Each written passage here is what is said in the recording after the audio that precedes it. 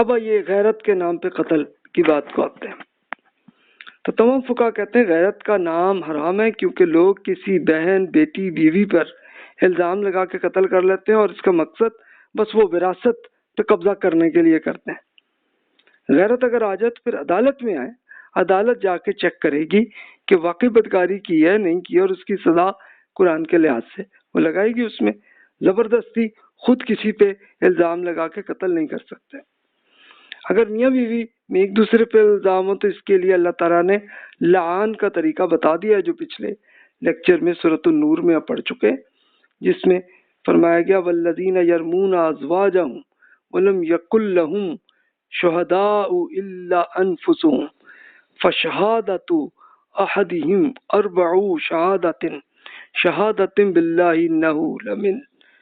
لمن الصادقین والخامسۃ ان لعنت اللہ علیہ ان کان من الکاذبین ویدرؤ عنہ العذاب ان تشہد اربع شہادات باللہ انہ لمن الکاذبین والخامسۃ ان غضب اللہ علیہ ان کان من الصادقین، کہ وہ لوگ جو اپنے شریک کے حیات پر بدکاری کا الزام عائد کریں تو اپنے علاوہ کوئی اور گواہ پیش نہ کر سکے، تو ان کی گواہی اس طرح ہوگی کہ وہ 4 مرتبہ اللہ تعالیٰ کی قسم کھا کے گواہی دے کہ وہ سچا ہے، اور 5ویں قسم اس پر کھائے کہ اللہ کی قسم کہ اگر میں جھوٹا ہوں تو اللہ کی لعنت مجھ پر ہو۔ اس عورت کو سزا نہ دی جائے گی اگر وہ بھی 4 مرتبہ یہ قسم کھائے کہ اس کا شوہر جھوٹ بول رہا ہے، اور 5ویں مرتبہ یہ کہے کہ مجھ پہ اللہ تعالیٰ کا غضب ہوا ہے اگر اس کا شوہر سچا ہے۔ اور اسی سے پھر قیاس سارے اسکالر نے پھر اس کی یہی کیا کہ بھی اسی طرح اگر کچھ خاتون جا کے وہ اپنے شوہر پہ یہ الزام لگائے تو پھر وہ بھی 4 مرتبہ قسم کھائے گی، اور 5ویں مرتبہ کہے گی کہ اللہ کی لعنت مجھ پہ ہو کہ اگر میں نے یہ جھوٹ بولا، پھر شوہر بھی یہ کہے، اور ٹھیک ہے کہ شوہر بھی یہی 4 قسم کھا لے، اور اس میں اگر تو نہ مانے تو پھر اس کا مطلب ہے کہ مجرم ہے، پھر تو سزا ہوگی، اور اگر نہیں تو پھر معاملہ وہی ہوگا کہ دونوں میں رہدگی ہو جائے گی، لعان کا یہ۔ تو اس لیے قرآن مجید میں اللہ تعالیٰ نے یہ طریقہ بتایا، اس کی بالکل کوئی اجازت نہیں ہے کہ اپنے کسی بہن، بیٹی، بیوی پہ الزام لگا کے خود ہی قتل کر دیں، اور نہیں، پھر اس کے لیے پھر اس وقت حکومت کو ایکشن لینا چاہیے کہ وہ لے کے جس بندے نے بھی اپنی بہن، بیٹی یا بیوی کو قتل کیا اس کو بھی پھر وہی قتل کی سزا اس پہ بھی کی جائے۔ تو دین میں یہی ہے، لیکن ظاہر ہے کہ ہمارے ہاں لوگ قرآن کو پڑھتے سنتے نہیں ہیں، اور پھر اپنی جہالت پہ جیسے وہ عمل کر رہے ہوتے ہیں، تو اس پہ پہلے تو ان کو وہی پڑھانا اور سکھانا چاہیے، اور پھر عدالت کو ایکشن، پولیس کو بھی اور خود حکومت کو یہ ایکشن لینا چاہیے۔ اب آتے ہیں ہم اگلے ایشو پہ، مرتد پر قتل۔ اکثر فقہا کہتے ہیں جی اس پہ موت کی سزا ہے۔ اب بعض فقہا وہ کہتے ہیں جی ارتداد جرم ہے، لیکن یہ اللہ تعالیٰ سے متعلق یہ سزا ہے، انسان نہیں دے سکتا، یہ تو اللہ تعالیٰ سزا دے گا۔ ارتداد کیا ہوتا ہے کہ انسان اسلام کو چھوڑ دے۔ اچھا، اب وہ اکثر فقہا پھر ایسی احادیث سے پھر وہ پیش کرتے ہیں کہ جیسے یہ کیس ہے، اکرمہ بیان کرتے ہیں کہ سیدنا علی رضی اللہ عنہ کے پاس ایک زندیق آیا۔ زندیق کون تھے؟ کہ یہ اسلام سے دشمن تھے، اور وہ پھر ایک باقاعدہ شکوک و شبہات پیدا کرتے تھے، پروپیگنڈا کرتے تھے۔ تو اس پہ علی رضی اللہ عنہ کی عدالت میں آیا، یعنی آپ حکمران تھے، بلکہ شاید حکمران نہیں تھے اس وقت، تو بہرحال ان کی عدالت میں آیا تو انہوں نے جلا دینے کا حکم دیا۔ تو یہ بات جب ابن عباس رضی اللہ عنہ تک پہنچی تو انہوں نے فرمایا اگر میں ہوتا تو انہیں جلانے کی سزا نہ دیتا،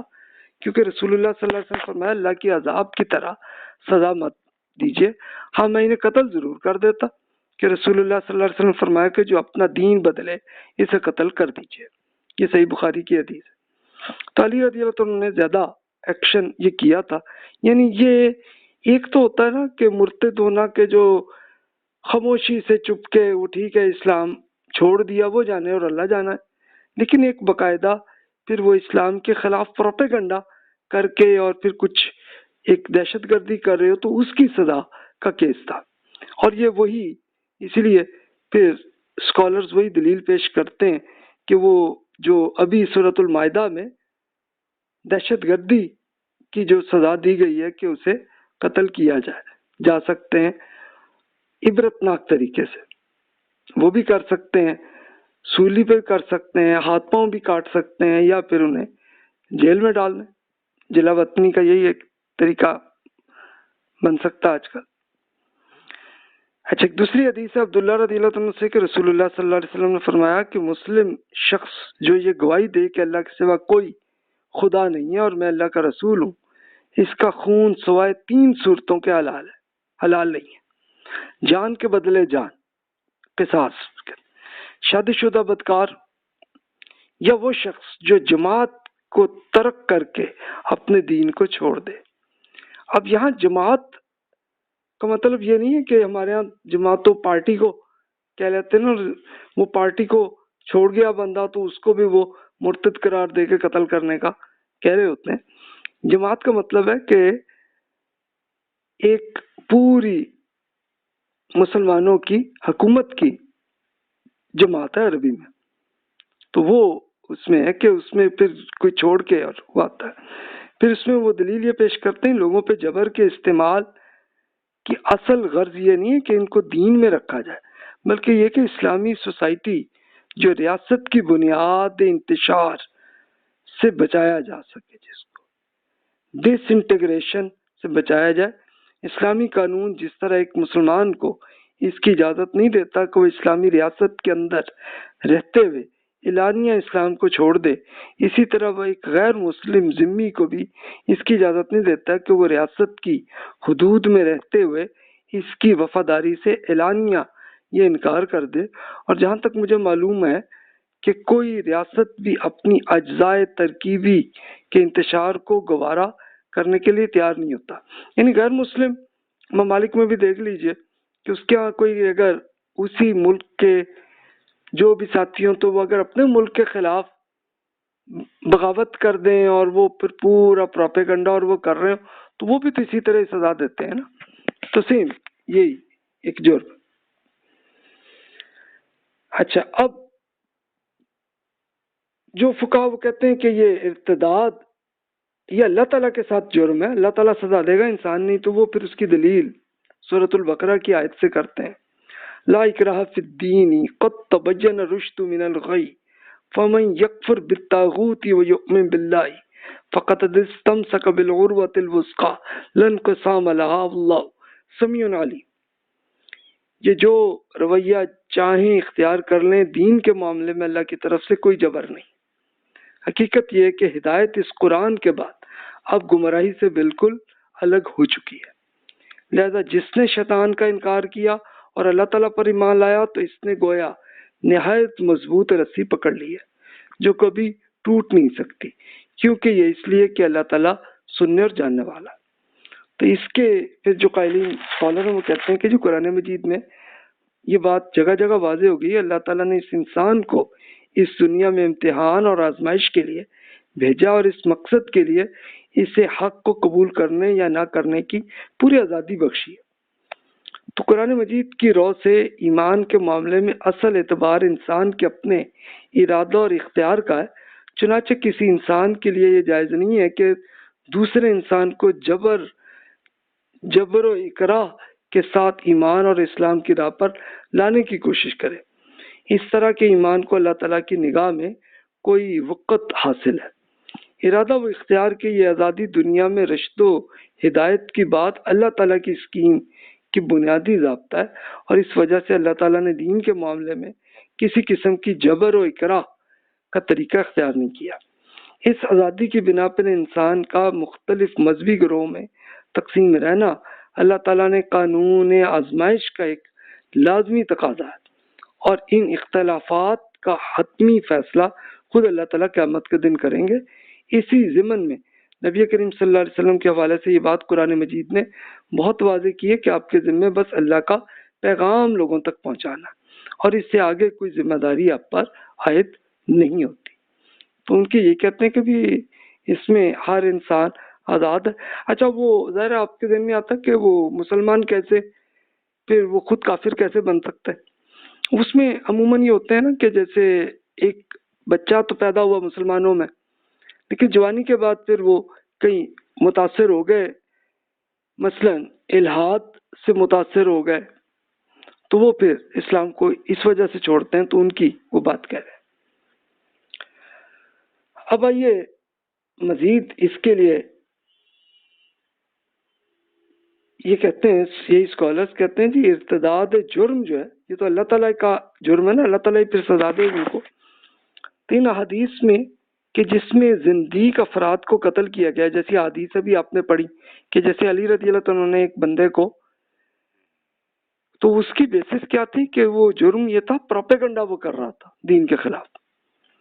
اور رسول اللہ صلی اللہ علیہ وسلم کی قوم پر اسے نافذ بھی کیا گیا، بلکہ قدیم قوموں میں یہ سزا نافذ ہوئی تاکہ لوگوں پر عبرت آ جائے کہ ہر شخص کا حساب ایسا ہی ہونا ہے. یعنی سارے رسولوں کے زمانے میں یہی ہوتا رہا نا کہ اللہ تعالیٰ کا پیغام آیا، اس کے رسول پہنچاتے رہے، ایکسپلین کرتے رہے کئی سال تک، جو نہیں مانے تو پھر اللہ تعالیٰ نے ان کو اسی زندگی میں سزا اس لیے کی تاکہ لوگوں کو، عام لوگوں کو پتہ چل جائے یار ہمارے ساتھ بھی یہی ہونا ہے، ہمیں آخرت میں ہونا ہے. تو اس دنیا میں ایک ایگزامپل کے طور پہ کر دیا. تو یہ رسول اللہ صلی اللہ علیہ وسلم اور حضرت موسیٰ علیہ السلام کے زمانے میں انسانوں کے ہاتھوں یہ سزا دی گئی تھی. اور اگر جب رسولوں کے اتنے لوگ ایمان نہیں لائے، چند لوگ ہی تھے، تو ان کو ہجرت کا ہی حکم ہوا، اور باقی پھر اللہ تعالیٰ کے فرشتوں نے سزا دے دی. قرآن مجید میں تفصیل یہی ہے. پھر وہ دلیل یہ پیش کرتے ہیں، وہ کہتے ہیں کہ دیکھیے کہ فَإِنَّمَا عَلَيْكَ الْبَلَاغُ وَعَلَيْنَا الْحِسَابُ، اے رسول آپ کے پیغام پہنچانے کی ذمہ داری ہے، جبکہ حساب ہماری ذمہ داری ہے. پھر اس کے ساتھ ساتھ صحابہ کرام پہ یہ جو جنگ کا یہ حکم دیا تھا اللہ تعالیٰ کا، تو اس میں فرمایا وَلَوْ يَشَاءُ اللَّهُ لَانتَصَرَ مِنْهُمْ وَلَكِنْ لِيَبْلُوَ بَعْضَكُمْ بِبَعْضٍ. اگر اللہ تعالیٰ چاہتا تو ان سے خود ہی انتقام لے لیتا، لیکن اس رب نے آپ کو حکم دیا اس لیے کہ آپ میں سے ایک کو دوسرے سے آزمائش کر لے. کہ بھی اب رسول اللہ صلی اللہ علیہ وسلم اور صحابہ کرام رضی اللہ عنہم کے ذریعے جو سزا دی گئی، وہ سورہ توبہ میں بھی جو حکم آیا وہی کہ اس کے مقصد یہ تھا کہ اب وہ صحابہ کرام کو بھی آزمائش ان کی بھی ہو جائے اور ان کی بھی ہو جائے، منکرین کے بھی، کہ لو بھی یہ رزلٹ ہے، اور اس کا پھر فائنل رزلٹ عام آدمی کو بھی پتہ چل جائے کہ جناب اللہ تعالیٰ کیا چاہتا ہے اور کیا کیا ان لوگوں نے. یہ سورہ توبہ میں قاتلوہم یعذبہم اللہ بأیدیکم ویخزہم وینصرکم علیہم ویشفی صدور قوم مؤمنین. ان سے جنگ کیجیے، اللہ تعالیٰ آپ کے ہاتھوں سے انہیں سزا دے گا، انہیں ذلیل اور خوار کرے گا،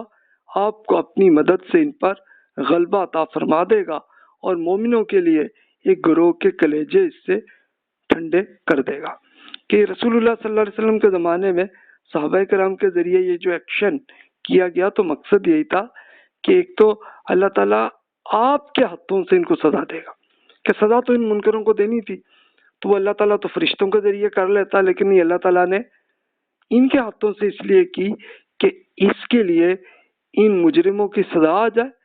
اور مخلص صحابہ کرام رضی اللہ عنہم پہ اسی زندگی میں جزا بھی مل جائے. کہ ہر انسان پہ آخرت میں ہونا ہے نا جنت یا جہنم، تو اسی جنت یا جہنم کے پوری اگزامپل کو اس دنیا میں کر کے دکھا دیا. تو وہ کہتے ہیں کہ یہ جناب ارتداد کے لیے پروپیگنڈا جو لوگ کرتے ہیں دین کے خلاف، ان پہ یہ وہی دہشت گردی کی سزا ان پہ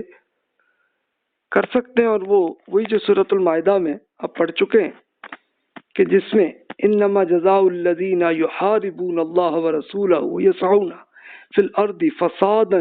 ان یقتلوا او یصلبوا او یقطع ایدیہم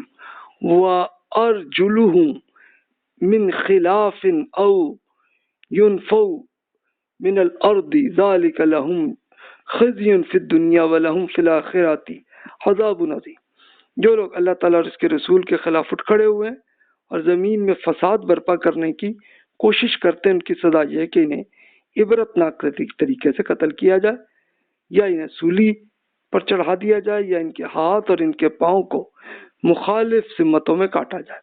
یا پھر انہیں جلا وطن کر دیا جائے. ان کے لیے دنیا میں رسوائی اور آخرت میں بڑا عذاب. تو اس لیے یہ پھر اسکالر کہتے ہیں کہ جناب اس بیس پہ پھر یعنی یہ ایک تو ہوتا ہے نا کہ ایک عام آدمی وہ الہاد سے متاثر ہو کے ہو گیا اور ہو رہا خاموشی سے، اس پہ کچھ نہیں، وہ جانے اور اللہ جانا ہے. لیکن جو آدمی پھر دین کے خلاف پروپیگنڈا کرتے ہوئے اور جو معاملہ کر رہے ہوں، ان کے لیے سزا یہ اس میں نافذ ہو سکتی ہے. تو جناب یہ ارتداد کی جو سزا کہ اس کے لیے فقہا میں کچھ اختلاف رہا ہے، تو یہ آپ نے دلائل دیکھ لیے، فیصلہ آپ نے کرنا. اب آئیے اگلے کوشچن پہ ہم آتے ہیں.